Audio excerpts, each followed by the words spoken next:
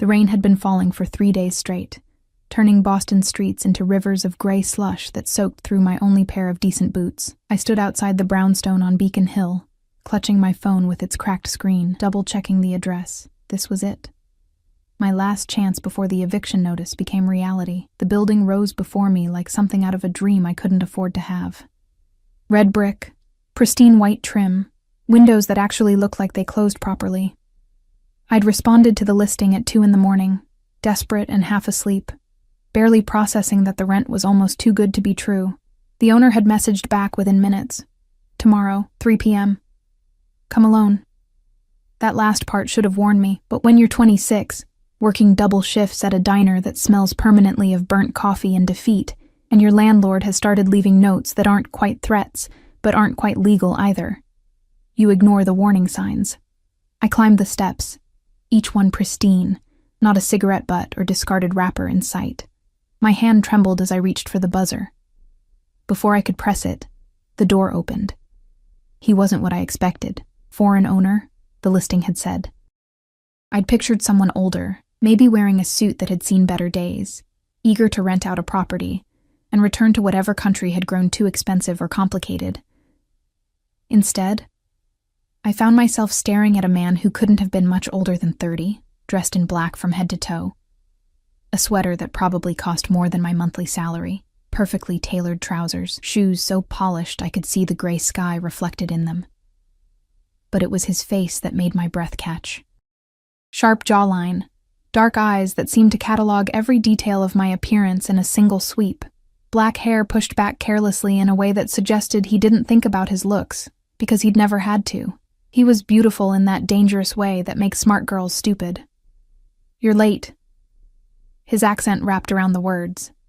Italian, I thought, though I'd never been anywhere to know for sure. I'm not. I checked my phone. 3:02 p.m. 2 minutes isn't. In my world, 2 minutes means you're already dead. He stepped aside, gesturing me in with a movement that was somehow both casual and commanding. Come. I should have left.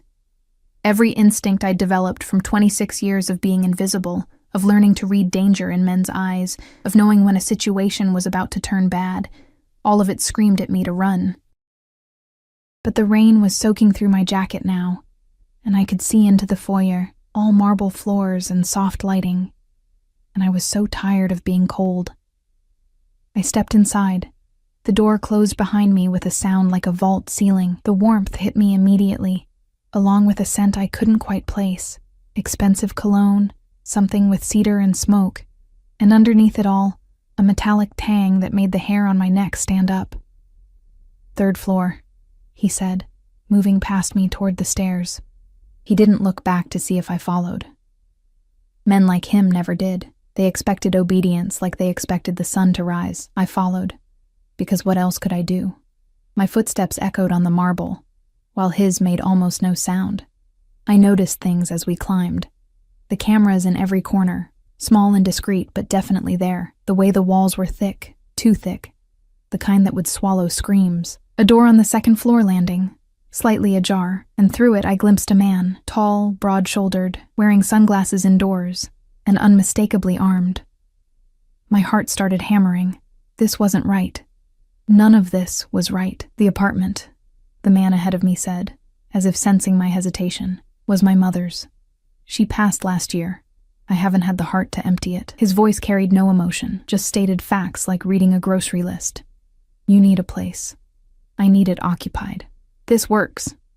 We reached the 3rd floor. He pulled out a key, old-fashioned, brass, the kind you don't see anymore, and unlocked a heavy wooden door. It swung open silently, well-oiled hinges, and he stepped aside. Look around. Tell me if it suits you. I edged past him, hyper-aware of the space between us, or lack thereof. He smelled like winter nights and expensive whiskey, and something in my body responded to his proximity in a way that terrified me more than the gun I'd seen on the 2nd floor. The apartment was perfect, too perfect. Hardwood floors that gleamed, crown molding, a kitchen with appliances that looked like they'd never been used, large windows overlooking the street, with curtains that were somehow both elegant and heavy enough to block out any prying eyes. The furniture was still there, A sofa in soft gray, a dining table that could seat 6, bookshelves lined with volumes in Italian. "I don't understand," I said, my voice barely above a whisper. "The listing said $800 a month. This place is worth— I know what it's worth." He leaned against the doorframe, watching me with those dark eyes that missed nothing. "I asked what you think, if it suits you." I turned slowly, taking it in. A bedroom visible through an open door. A bed already made with white linens. A bathroom with a clawfoot tub. Windows that closed. Walls that held heat. Space that wasn't infested with roaches or black mold. It was everything I'd dreamed of during those long nights serving coffee to men who didn't see me, who left quarter tips and thought they were generous. "It's perfect," I breathed. "Then it's yours." Something in his tone made me turn back to him. He hadn't moved, but the air in the room had changed, grown charged with something I couldn't name. "Just like that?" I asked.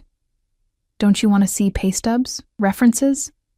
"I mean, I have them, but they're not.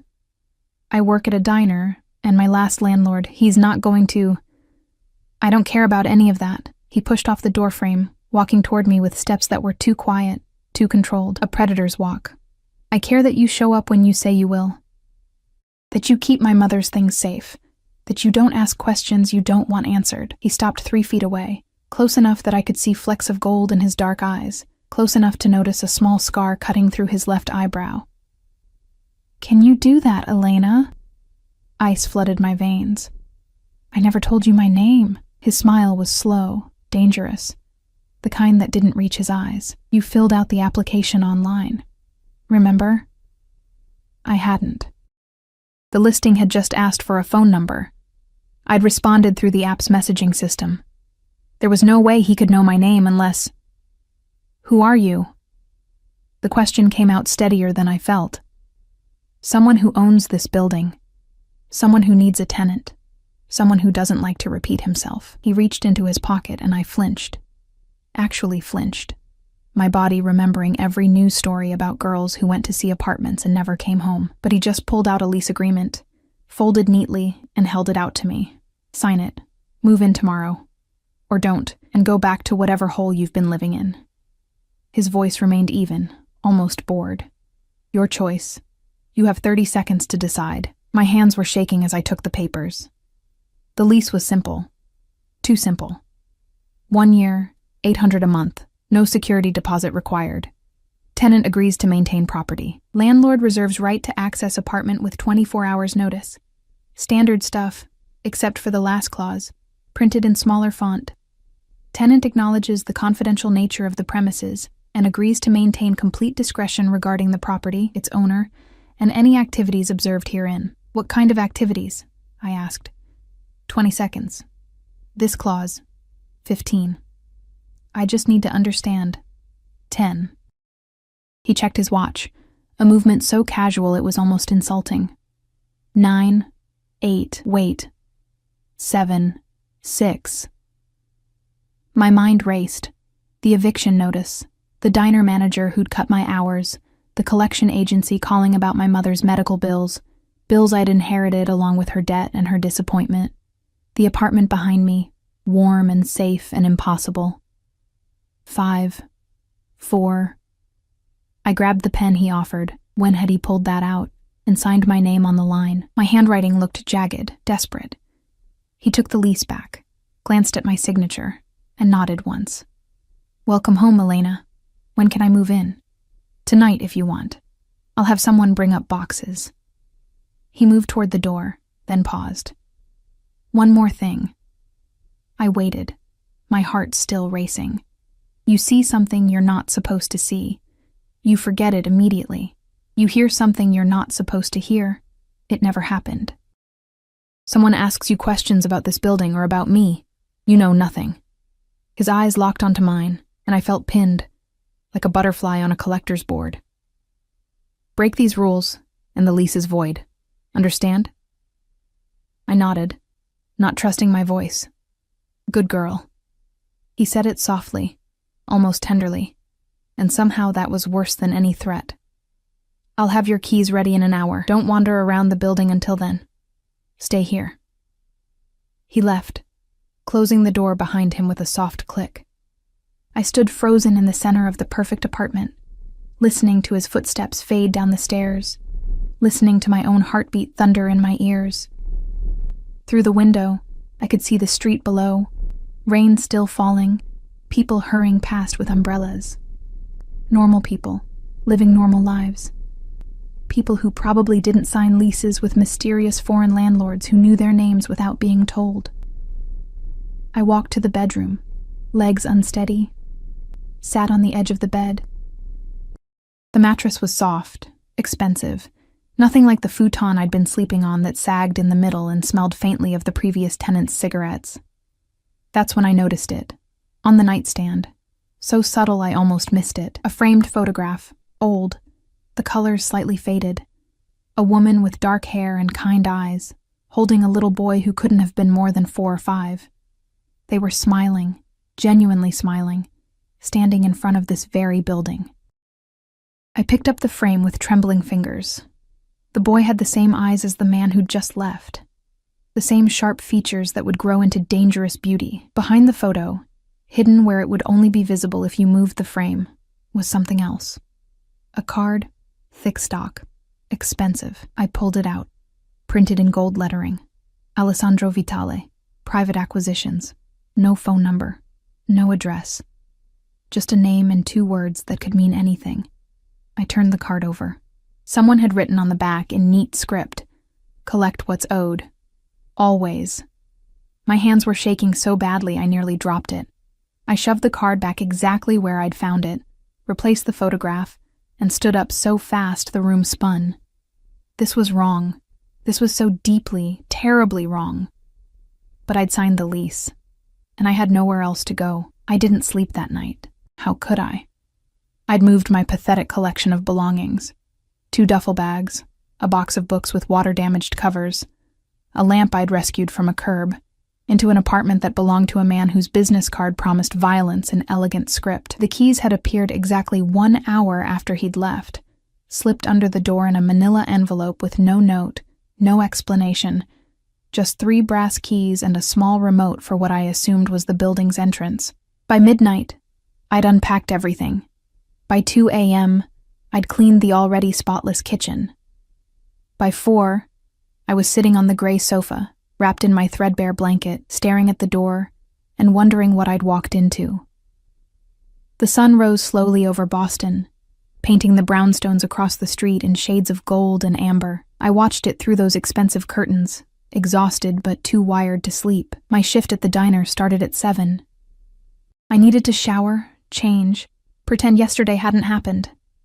The water in the clawfoot tub ran hot immediately.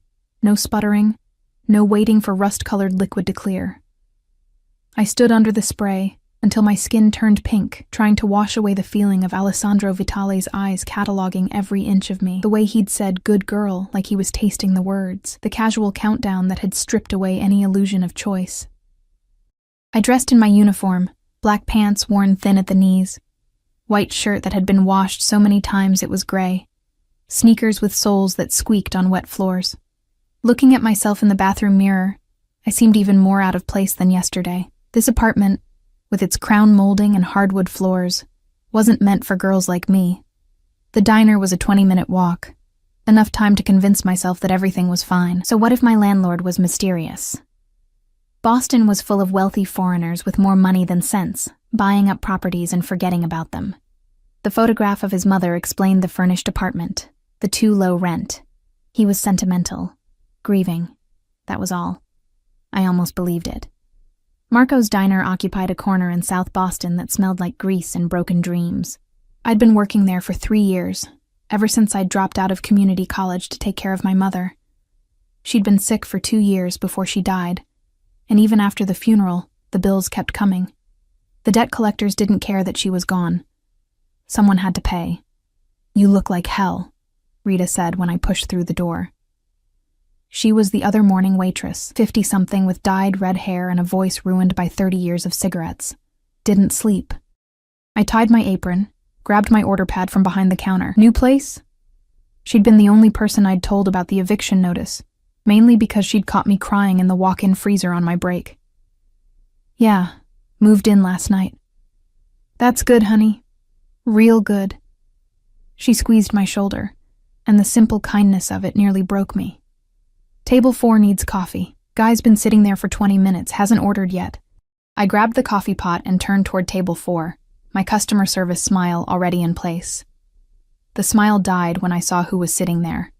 Not Alessandro, but close enough to make my blood run cold. The man was younger, maybe 25, with the same sharp features, the same careful way of holding himself. He wore a suit that cost more than I made in 6 months, and he was watching me with eyes that held no warmth whatsoever. Coffee? My voice came out steadier than I felt. Elena Torres. He said my full name like he was checking items off a list. 26 years old. Works at Marco's Diner, morning shift. Mother deceased, father unknown. No siblings. No boyfriend. He paused, letting each fact land like a small knife. Currently residing at 247 Beacon Hill, apartment 3B. The coffee pot nearly slipped from my hands. I set it down on the table with a clatter that made the elderly couple at table 6 look over. Who are you? My name is Luca. I work for Alessandro. He gestured to the empty seat across from him. Sit. I'm working. No, you're not. I bought this establishment 30 minutes ago. Your manager is in the back, counting the money I gave him to close early. Everyone else has been sent home. His smile was all teeth, no humor. Sit. Down. I looked around the diner. He was right. The other tables were empty. Rita was gone. And through the window to the kitchen, I could see Marco holding an envelope thick with cash, staring at it like he couldn't quite believe what was happening. My legs felt like water as I sank into the seat across from Luca. Good, he said, as if I'd passed some small test. Alessandro wants to make sure you understand the situation. What situation? My hands were shaking, so I clasped them in my lap where he couldn't see. You live in his building now, under his protection. That means certain adjustments to your life. He pulled out a phone, expensive, encrypted probably, and slid it across the table. Your new phone. Your old number has been transferred. There's one contact programmed in. You need anything, you call. Someone bothers you, you call. You see something unusual, you call. I stared at the phone like it was a snake. I don't want... It's not a request. Luca's voice remained pleasant, conversational, which somehow made it worse. Alessandro takes care of what's his. Right now, whether you like it or not, you're his. His tenant, his responsibility, his concern. I'm not his anything. I just rent an apartment. No. Luca leaned forward, and I caught a glimpse of a shoulder holster under his jacket. You live in a building he owns, in an apartment his mother died in, because he decided you were worthy of it. Do you understand how rare that is? How many people would kill for that kind of attention?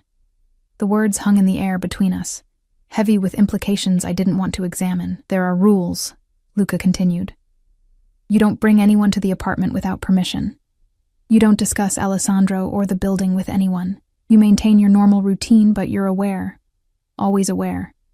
He pushed the phone closer. Take it. I picked it up with numb fingers. The screen lit up at my touch, already unlocked. There was indeed one contact, AV.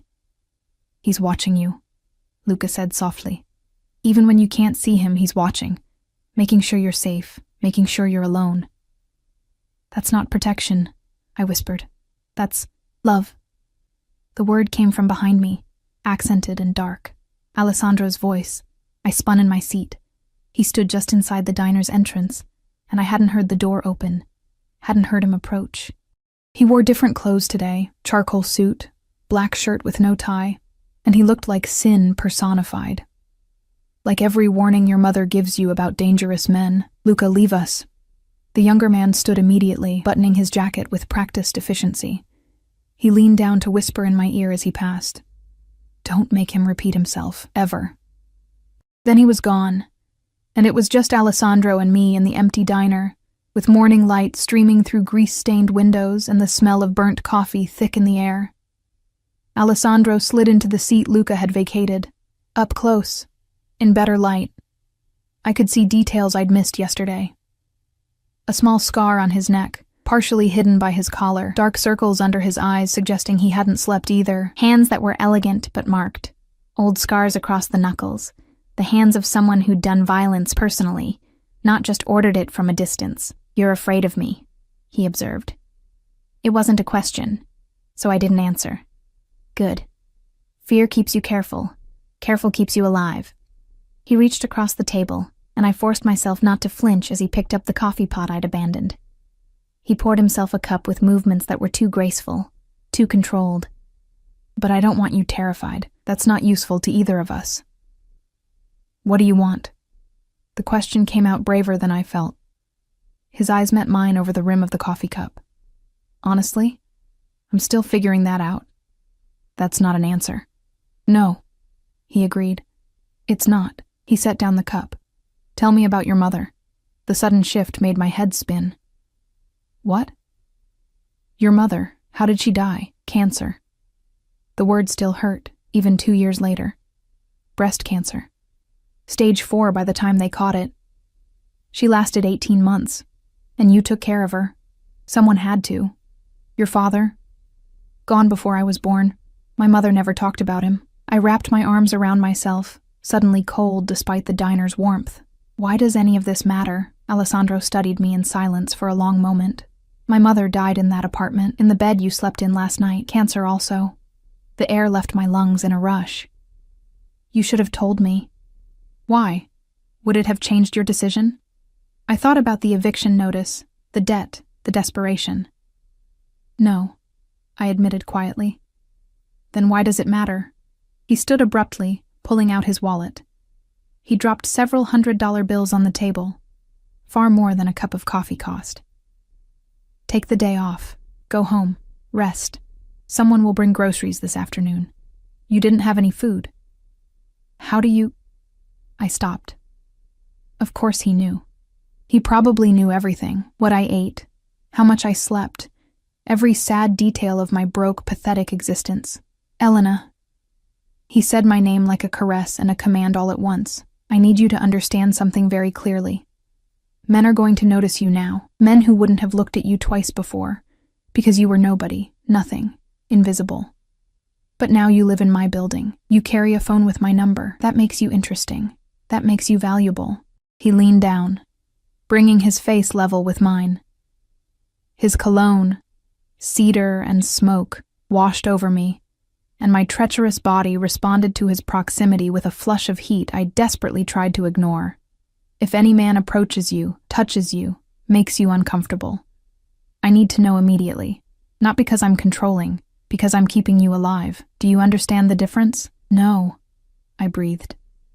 His smile was sharp enough to cut. "You will." He straightened, adjusting his cuffs with casual precision. "Go home. Lock the door. Don't open it for anyone except the grocery delivery. His name is Marcus. He'll knock 3 times. I'll see you soon." "When?" The question surprised us both. Alessandro paused halfway to the door, turning back with something almost like curiosity in his dark eyes. "Missing me already, Kara?" Heat flooded my cheeks. "No, I need to know when you're coming by. The lease says 24 hours notice for—" "The lease says what I tell it to say." He pulled on leather gloves, each finger smoothed with practiced care. "But if it makes you feel better, I'll knock. 3 times like Marcus. So you know it's safe. And if it's not you, then don't open the door." He reached for the handle, then stopped. "One more thing, Elena. The photograph on the nightstand, I noticed you moved it last night. Put it back exactly as it was." My blood turned to ice. "How did you—" "Cameras, the whole building. I told you, I'm always watching." His expression softened slightly. "Not to control you, to protect you. Learn the difference." Then he was gone, leaving me alone in an empty diner with a pile of cash on the table and a new phone burning a hole in my pocket. 3 weeks passed in a strange dream, where nothing felt real, and everything felt too real all at once. I kept working at the diner, though Marco had received enough money from Alessandro's purchase that he'd stopped scheduling me for the worst shifts. Rita asked questions I couldn't answer, her eyes worried, maternal. I told her everything was fine, that my new place was great, that the landlord was hardly ever around. All lies. Alessandro was everywhere, even when he wasn't there. The groceries appeared like clockwork. Marcus with his 3-knock signal, always polite, always leaving before I could ask questions. The phone stayed silent mostly, but sometimes late at night it would buzz with a single message. Lock your windows. Storm coming. Or, don't take the red line home tomorrow. Construction accident. The construction accident made the news 2 days later. Scaffolding collapse. 3 people injured. I stared at my phone screen, at the message sent 48 hours before it happened, and felt my understanding of reality shift sideways. He knew things. Controlled things. And somehow, impossibly, I was under that umbrella of control now. I saw him exactly 4 times in those 3 weeks. Once from my window, getting into a black SUV with tinted windows, Luca at his side. Once at the diner, sitting in the corner booth, not eating, just watching me work with those dark eyes that never seemed to blink. Once in the building's hallway when I was coming home late, and he was leaving apartment 2B, the one with the armed man.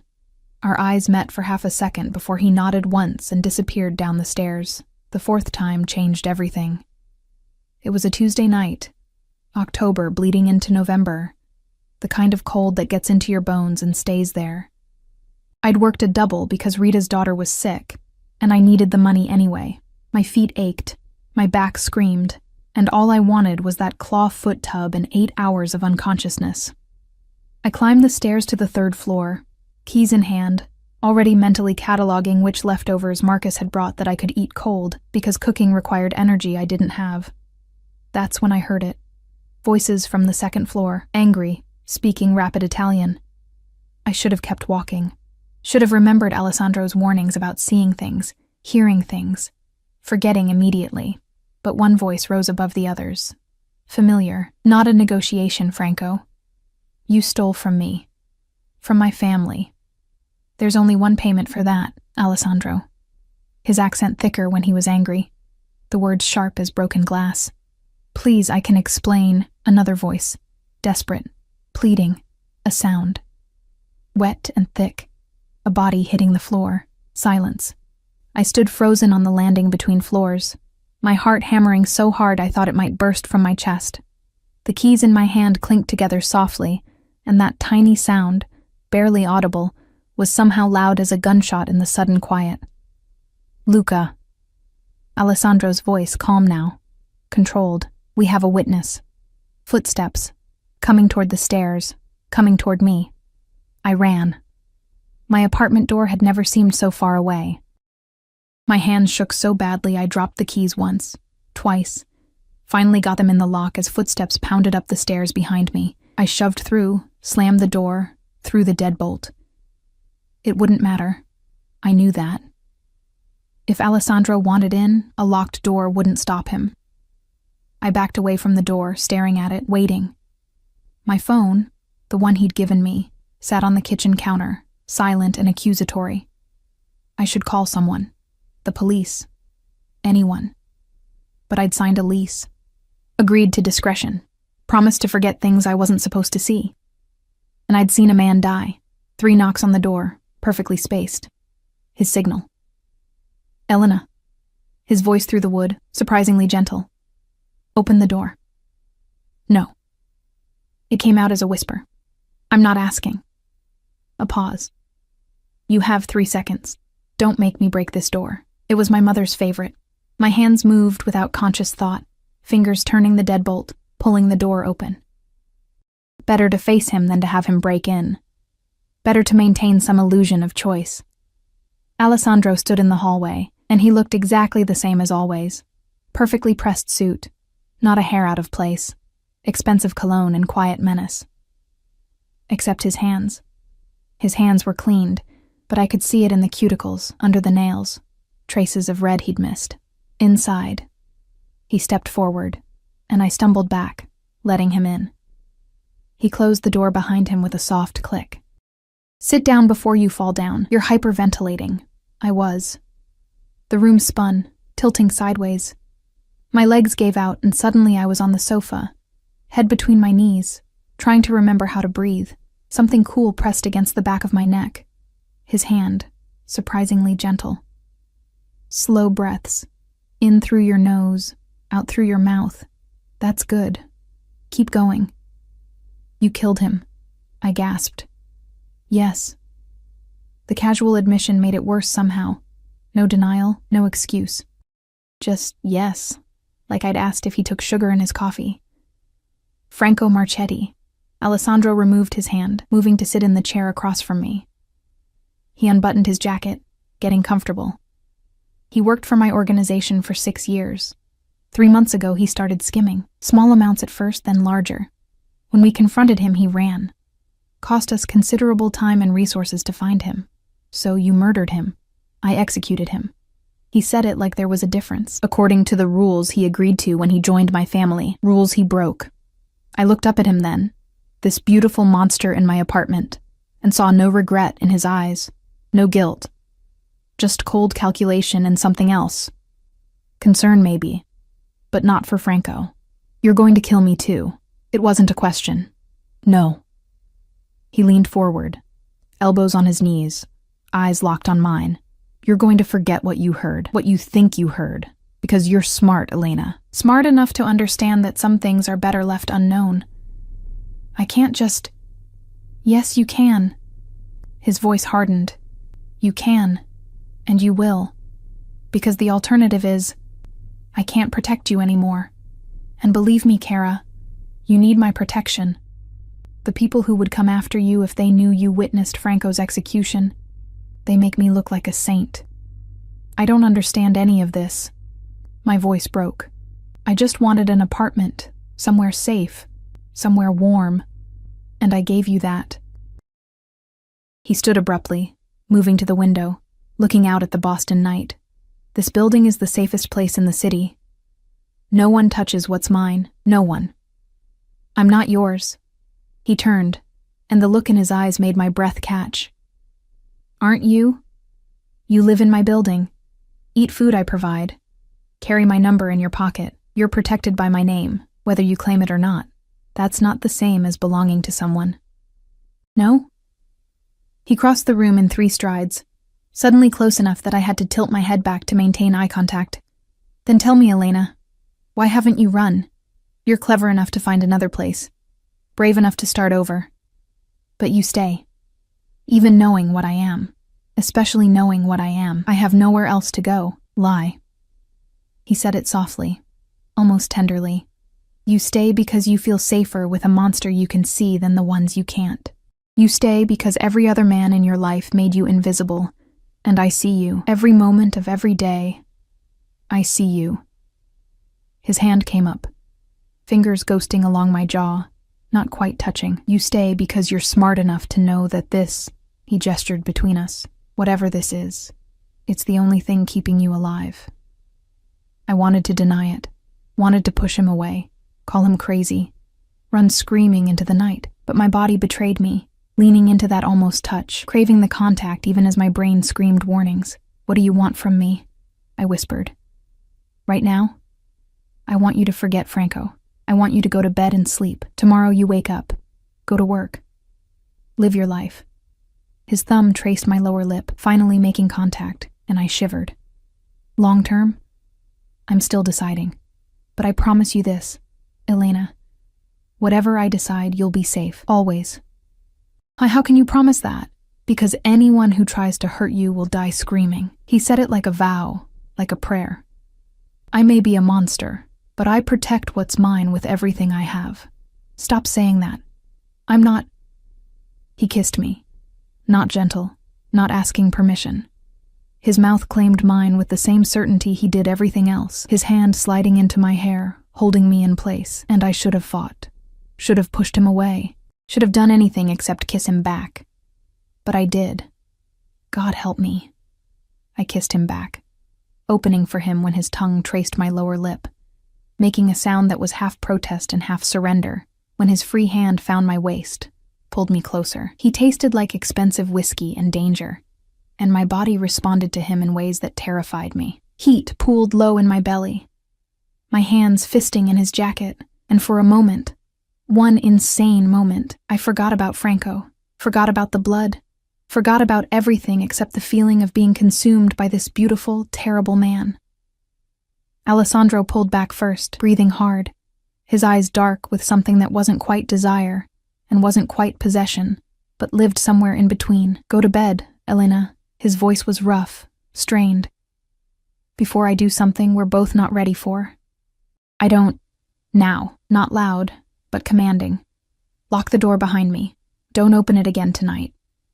He released me, stepping back, adjusting his jacket with hands that weren't quite steady. At the door he paused. The phone. Keep it close. Always. If anything feels wrong, anything at all, you call me immediately. Understand? I nodded, not trusting my voice. Good girl. There it was again.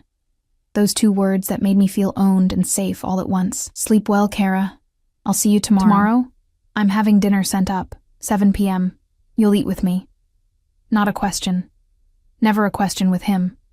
I work until 8. Not tomorrow. I already spoke to Marco. You have the evening off. He opened the door, paused. Wear something nice. Not for me, for yourself. You deserve to feel beautiful. Then he was gone, leaving me alone with the taste of him still on my lips, and 100 questions I didn't dare ask. I locked the door, checked it twice. Then I walked to the bathroom on shaking legs and stared at myself in the mirror. My lips were swollen from his kiss, my eyes too bright, my cheeks flushed. I looked like a different person. I looked like someone who'd just been claimed. The phone buzzed. I grabbed it with trembling hands. Sleep, Elena. I'm right downstairs if you need me. I typed back before I could stop myself. Are you staying there tonight? His response came immediately. I'm staying until I know you're safe. So yes. I should have been horrified. Should have felt trapped, monitored, controlled. Instead, I felt something else entirely. Something warm and dangerous that wrapped around my chest like a chain made of silk. I climbed into bed fully clothed, too exhausted to change, and fell asleep with my phone clutched in my hand, and the ghost of Alessandro's kiss burning on my lips. I woke to sunlight streaming through the windows and the smell of coffee. For a moment, still half asleep, I thought I'd dreamed it all. Franco's execution, Alessandro's kiss, the promise of dinner tonight. Then I saw the coffee cup sitting on my nightstand, still steaming, and reality crashed back with the weight of a physical blow. He'd been in my room, while I slept, had stood close enough to set down that cup without waking me. My hands shook as I reached for it. Expensive china, delicate handle, the kind of cup that probably cost more than my weekly paycheck. The coffee was perfect. Cream, no sugar. Exactly how I took it, because of course he knew. He knew everything. A note lay beside the saucer, heavy cardstock in masculine script. Dinner at 7. Don't be late. I should have been terrified. Should have packed my 2 duffel bags and run as far as my savings could take me. Instead, I sipped the coffee and thought about what I had in my closet that qualified as something nice. The answer was nothing. Everything I owned was worn, faded, purchased from thrift stores or clearance racks. The nicest thing I had was a black dress I'd bought for my mother's funeral, and I'd rather die than wear that. The phone buzzed. I grabbed it instinctively now, Pavlovian response to the sound. There's a box outside your door. It's for tonight. Don't argue. I set down the coffee cup and padded to the door, unlocking it carefully, peering out. Sure enough, a large white box sat on the welcome mat, tied with a black ribbon. No name, no card, just the box. I brought it inside, my heart hammering. I shouldn't open it. Accepting gifts from him felt like crossing a line I couldn't uncross. But my fingers were already pulling the ribbon, lifting the lid, tissue paper, expensive and crisp. I pushed it aside and stopped breathing. A dress. Deep emerald green silk that caught the light. Simple cut, but exquisitely made. I pulled it from the box with reverent hands. No tags, which meant custom, which meant he'd somehow known my measurements. Below it, wrapped separately. Black heels, delicate and understated. A small velvet box that I was afraid to open. I opened it anyway. Earrings. Emerald studs that matched the dress, set in what looked suspiciously like real gold. They were beautiful. Terrifying. The kind of gift that came with expectations I wasn't ready to examine. My phone buzzed again. The green matches your eyes. I noticed them the first day we met. I typed back with shaking fingers. This is too much. It's a dress, Elena, not a marriage proposal. Wear it. Make me regret every decision that led to me only having dinner with you instead of... The message cut off. 3 dots appeared, disappeared, appeared again. Finally. 7 p.m. Don't make me come get you. I spent the day in a strange fog, going through motions without really being present. Rita asked if I was feeling okay. Marco mentioned that I seemed distracted. I smiled and lied, and thought about emerald silk and the way Alessandro had kissed me like I was oxygen and he was drowning. At 6 p.m. I started getting ready. The shower, longer than usual, using the expensive soap Marcus had delivered last week. Hair dried carefully, falling in waves past my shoulders because I had no idea how to do anything fancier. Minimal makeup because I'd never learned more. Mascara, lip gloss, a touch of blush. The dress slid over my skin like water. Cool silk against overheated flesh. It fit perfectly. Of course it did. Hugging curves I'd forgotten I had. Falling to just above my knees. The heels added 3 inches and made my legs look longer, leaner. The earrings caught the light when I moved my head. I stared at myself in the bathroom mirror and didn't recognize the woman looking back. She was elegant, polished, beautiful in a way that Elena Torres from South Boston had never been allowed to be. 3 knocks at 6:58 p.m. I grabbed my phone, force of habit, and walked to the door on unsteady heels. Alessandro stood in the hallway in a black suit that probably cost more than a car, holding a single red rose. His eyes widened fractionally when he saw me, the only sign of surprise he allowed himself. "Christo," he breathed. Then, recovering, "You're beautiful. It's the dress." My voice came out steadier than I felt. "No." He stepped closer, and I caught his scent. Cedar and smoke and something darker underneath. "It's you." The dress just lets everyone else see what I already knew. He offered me the rose. I took it with trembling fingers and our hands brushed. The contact sent electricity up my arm, and from the way his jaw tightened, he felt it too. "Where are we going?" "Nowhere." He gestured behind him, and I noticed for the first time that the door to apartment 2B was open, warm light spilling into the hallway. I had dinner brought here, more private, more safe. "The apartment where you..." "Yes." No apology in his voice, but it's been cleaned. Renovated, actually. New furniture, new everything. You'll never know what happened there. Except I would. I'd always know. But I let him take my arm, let him guide me across the hall. Because refusing felt more dangerous than accepting. The apartment was transformed, where before there'd been sparse furniture and the feel of a place used for business. Now it looked like something from a magazine. Soft lighting from lamps with cream shades. A dining table set for 2 with actual china and crystal. Candles flickering, casting dancing shadows on walls painted a warm gray. "You did all this today?" I asked. "I have people." He pulled out a chair for me, waited until I sat before taking his own seat. "I wanted you comfortable. Wanted this to be... nice." "Why?" The question seemed to surprise him. He poured wine, red, expensive, the bottle label in French, and considered his answer carefully. "Because you deserve nice things, Elena. Because every man before me has taken from you. Your time, your energy, your hope. I want to give instead. You don't even know me. I know enough." He raised his glass to new beginnings and forgotten endings. I clinked my glass against his, the crystal singing. The wine was smooth, complex, probably worth more than my rent. I sipped carefully, hyper-aware of his eyes on me, cataloging my every reaction.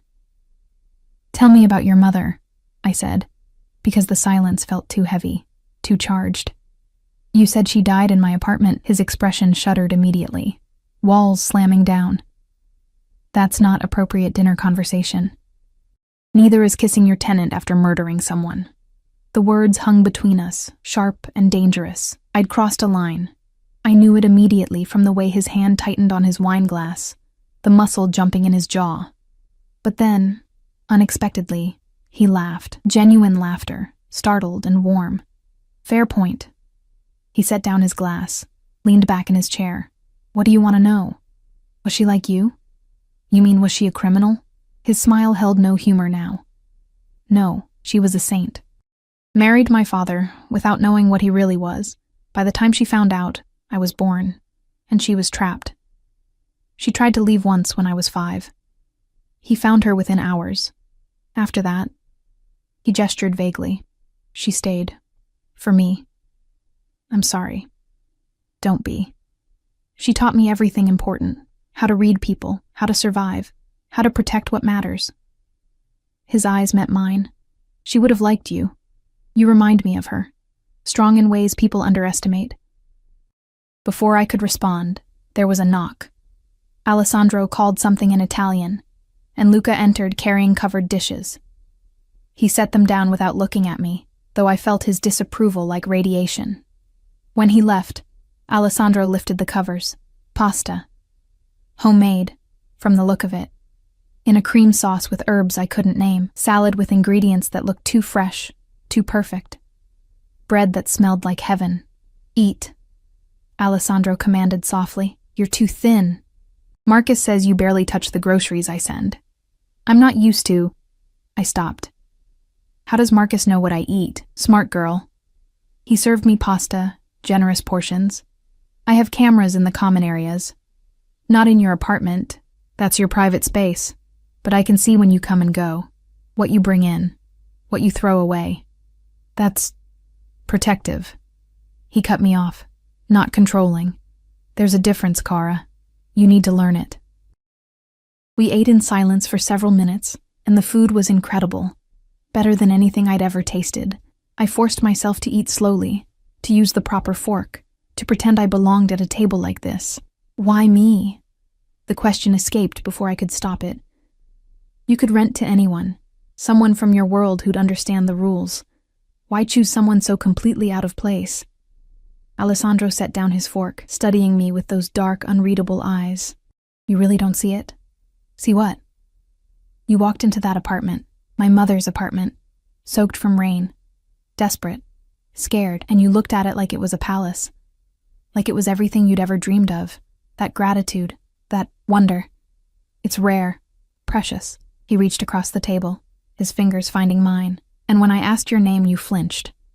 Like you expected me to hurt you.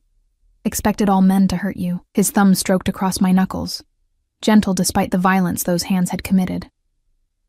I want to be different. I want to be the man who gives you the palace instead of taking everything you have left. That's not love, I whispered.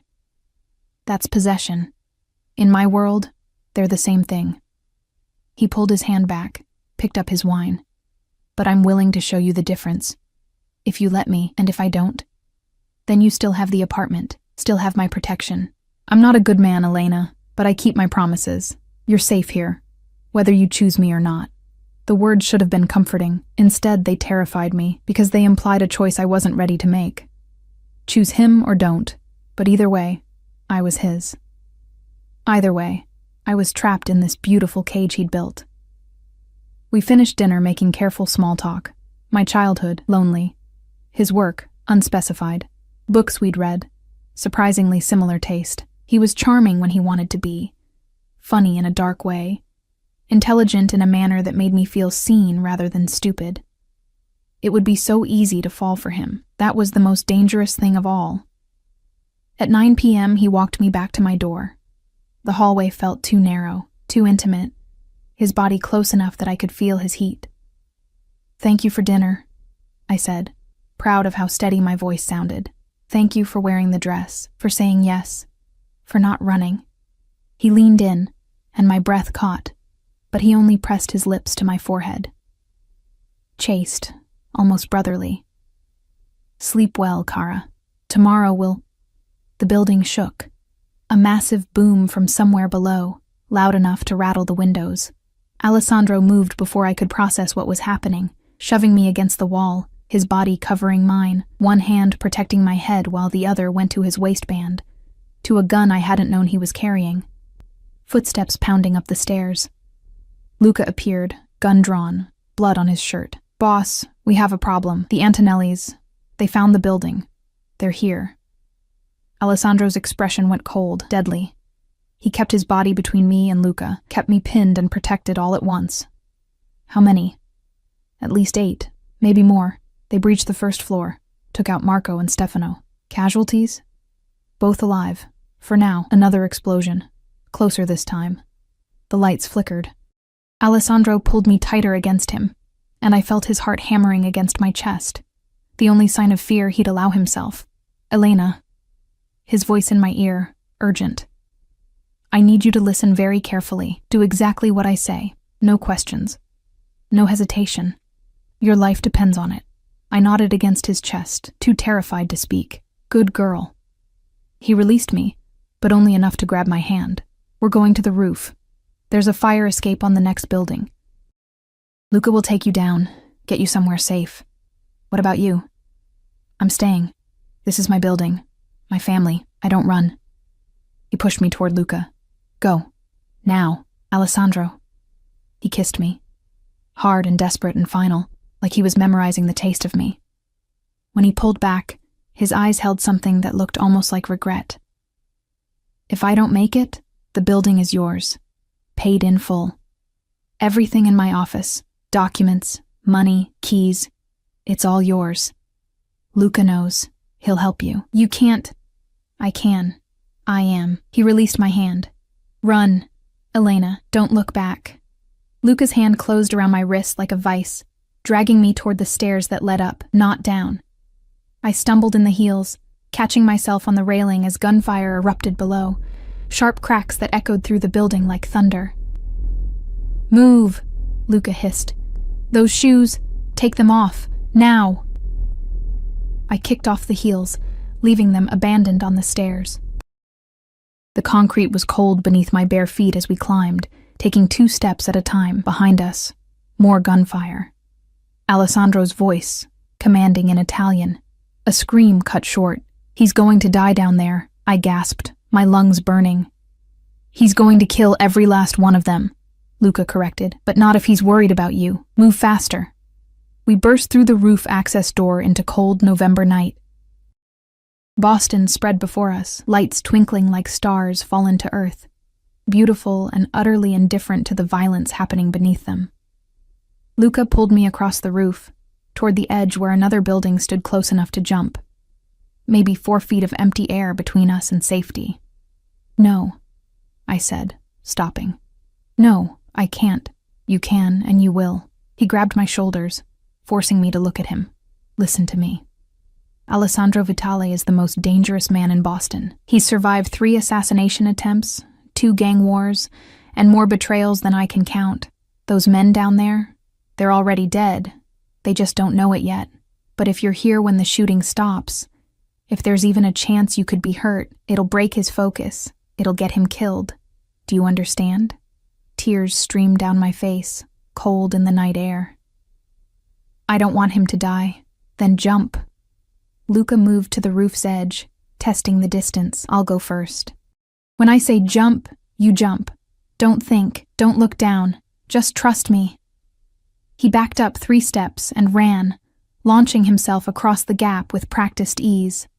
He landed on the other building's roof in a crouch, immediately turning back to me. Your turn, Elena. Now. I looked back at the roof access door. I could go back down, find Alessandro. At least die with him instead of running like a coward. As if reading my thoughts, Luca shouted. If you go back down there, the first thing he'll do is get you out. It'll distract him for the 3 seconds it takes for someone to put a bullet in his head. Is that what you want? To be the reason he dies? The words hit like a physical blow. I backed up, the silk dress whispering against my thighs, and ran. For a moment I was airborne, suspended between buildings, between one life and another. Then Luca's hands caught me, steadying me as I landed hard on the opposite roof. Good girl, he said, and it sounded wrong coming from him. Those were Alessandro's words. Fire escape. Down. Go. We descended rapidly, my feet screaming with each metal step. 4 floors down. 3, 2. Behind us, the brownstone erupted with sound. More gunfire, breaking glass. A man's scream that cut off abruptly. I forced myself not to look, not to think about Alessandro in the middle of that violence. We hit the ground in an alley that smelled of garbage and rain. Luca pulled out his phone, typed rapidly.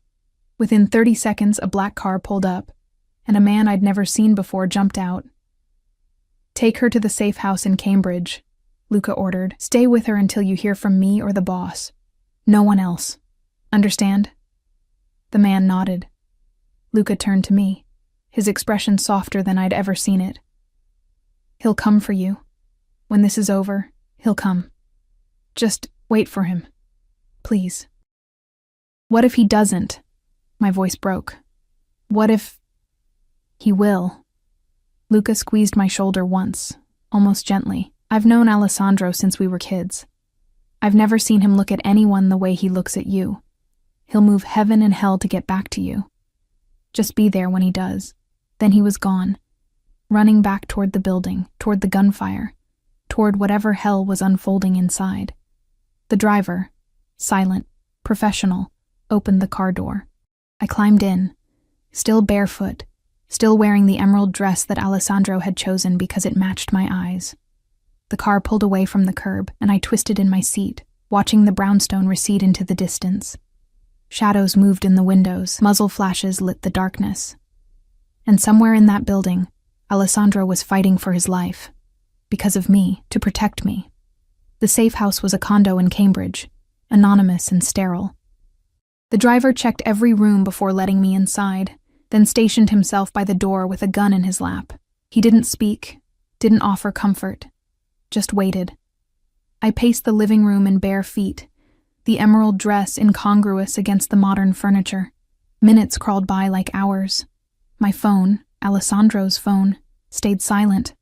I clutched it anyway, willing it to ring, to buzz, to give me any sign that he was alive. 1 hour passed.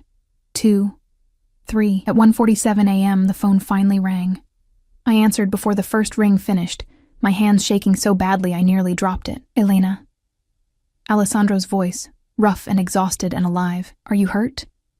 The words tumbled out. "Are you okay? What happened?" Luca said, "I'm fine. Minor injuries. Nothing serious." A pause. "The threat is neutralized. All of them. You're safe now." "Where are you?" "Cleaning up. It'll take a few more hours. I need you to stay where you are until morning." "Can you do that for me? I don't want to stay here. I stopped, unsure how to finish that sentence. "I want to see you. I want to know you're really okay. I want to stop feeling like my heart was torn from my chest." "What do you want, Kara?" His voice dropped lower, intimate despite the distance. "Tell me." "I want you here. Safe. With me." Silence on the other end, broken only by his breathing. Finally, "I'll be there by dawn. I promise. Try to sleep. I can't." "Then wait for me. I'll be there soon." He hung up. I stood holding the dead phone, staring at it like it might somehow bring him back faster. The driver brought me water I didn't drink, offered food I couldn't eat. I sat on the couch wrapped in a blanket someone had left there, watching the windows lighten from black to gray to pale blue as dawn approached. At 6:23 a.m. there was a knock on the door. The driver checked the peephole, then opened it immediately, stepping aside. Alessandro walked in, and he looked like he'd been through a war. His suit was ruined, torn, blood-stained, the shirt hanging open where buttons had been ripped away. A cut above his left eyebrow had been cleaned but not stitched. Bruises bloomed along his jaw. His knuckles were split and swollen. He moved stiffly, favoring his left side. But he was alive. He was here. I stood without meaning to, the blanket falling away. We stared at each other across the room. Him looking like death. Me in my beautiful emerald dress now wrinkled and ruined. The driver slipped out silently, closing the door behind him. 8 men, Alessandro said quietly. The Antonelli family sent 8 men to kill me, to take my territory, my business, everything I've built. Do you know what their mistake was? I shook my head, unable to speak. They thought I had something to lose. They were right. I did. He crossed the room slowly, each step deliberate despite the pain. But what they didn't understand is that makes me more dangerous, not less. Because now I have something worth fighting for, Worth killing for. He stopped in front of me, close enough to touch but not touching. You asked me once what I wanted from you. I couldn't answer then because I didn't know. But tonight, when those men came, when I realized they might hurt you to get to me, I knew. His hand came up, cupping my face with bruised, bloodied fingers. I want everything, Elena. Your mornings and your nights, your laughter and your tears, your fear and your trust. I want you in my home, in my bed, in my life, completely, permanently. Alessandro, let me finish. His thumb stroked my cheek, impossibly gentle. I'm not a good man. I've done terrible things. I'll do more terrible things to keep you safe. I can't give you normal. Can't give you safe or uncomplicated or easy, but I can give you everything else. Protection, comfort, a life where you never have to be invisible again. Tears streamed down my face. That sounds like another pretty cage. No. He leaned his forehead against mine, his breath warm on my lips. It's a fortress, and you'll be its queen, not its prisoner. You want to work at the diner? Work at the diner. Want to go to school? I'll pay for it. Want space? I'll give it to you. The only non-negotiable is your safety. That, I'll never compromise on. What if I say no?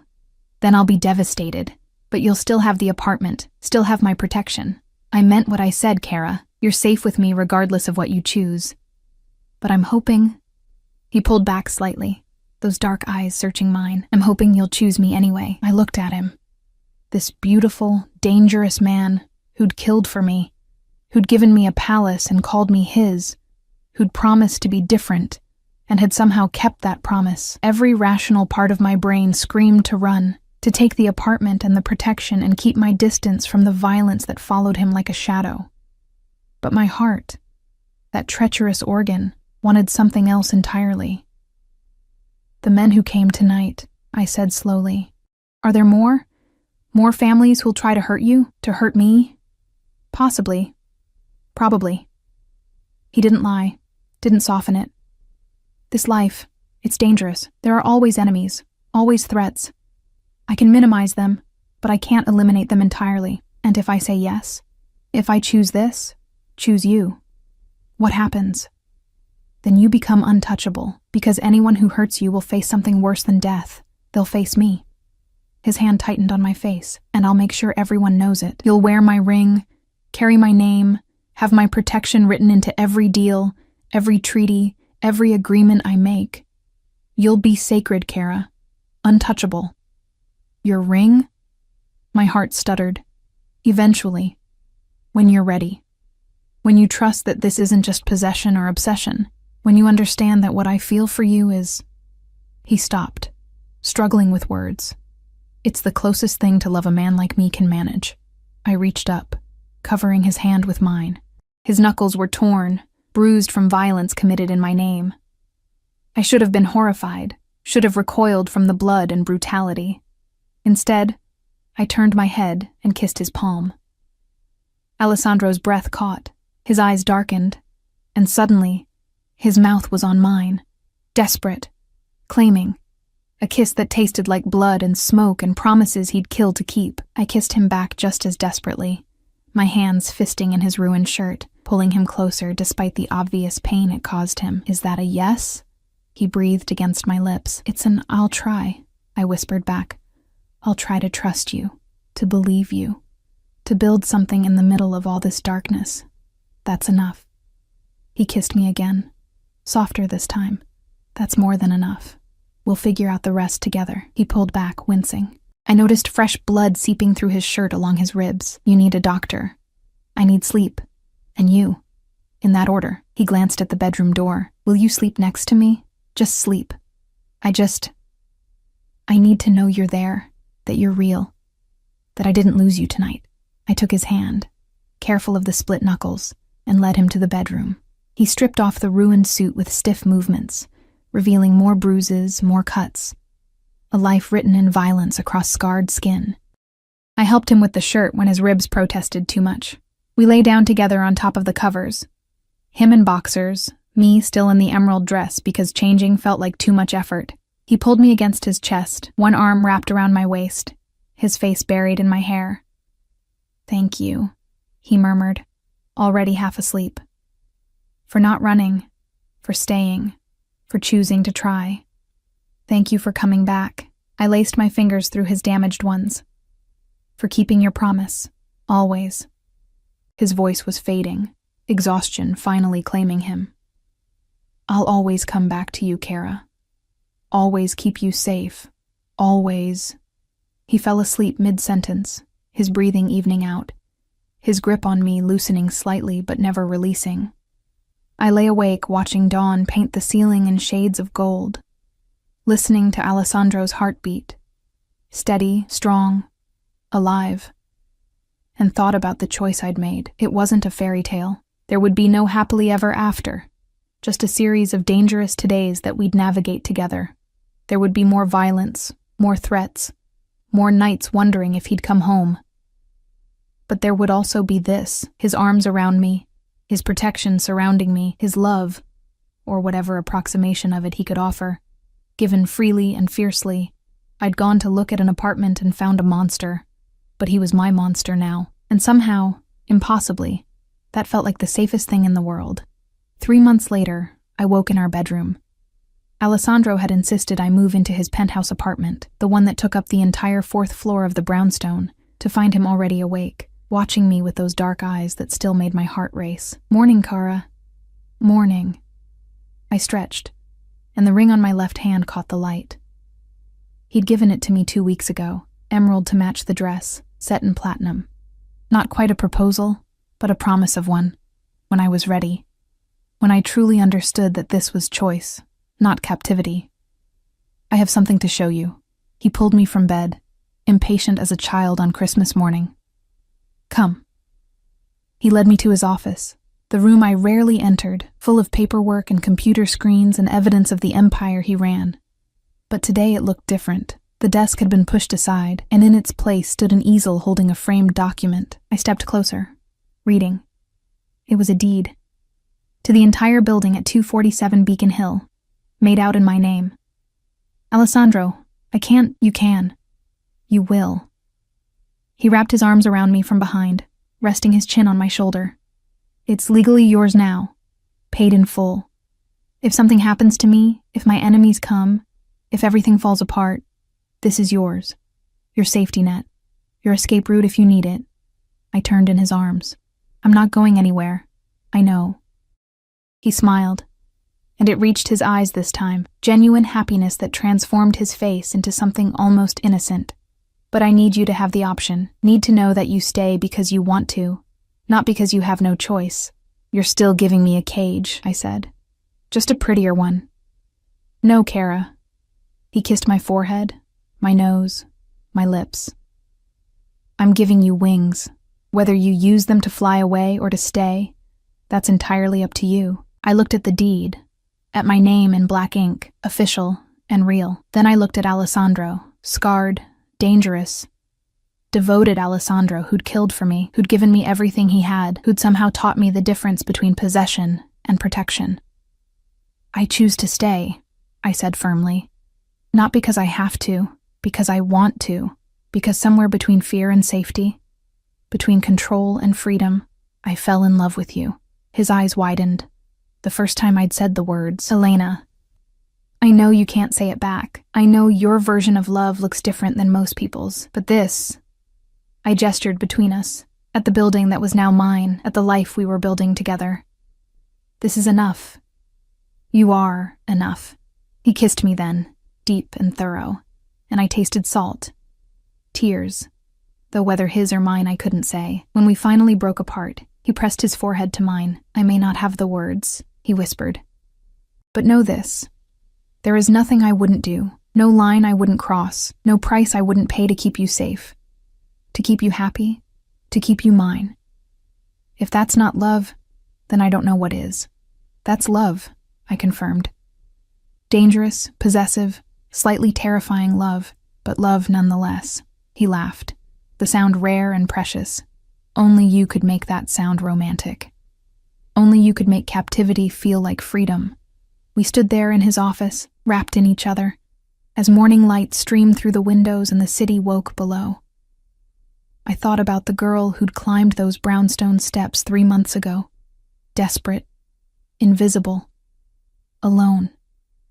She would never have recognized the woman I'd become, but then again, that girl had never been seen the way Alessandro saw me, had never been protected the way he protected me, had never been loved in his fierce, dangerous, all-consuming way, the way he loved me. I went to look at an apartment and found a home. Found safety in the arms of danger.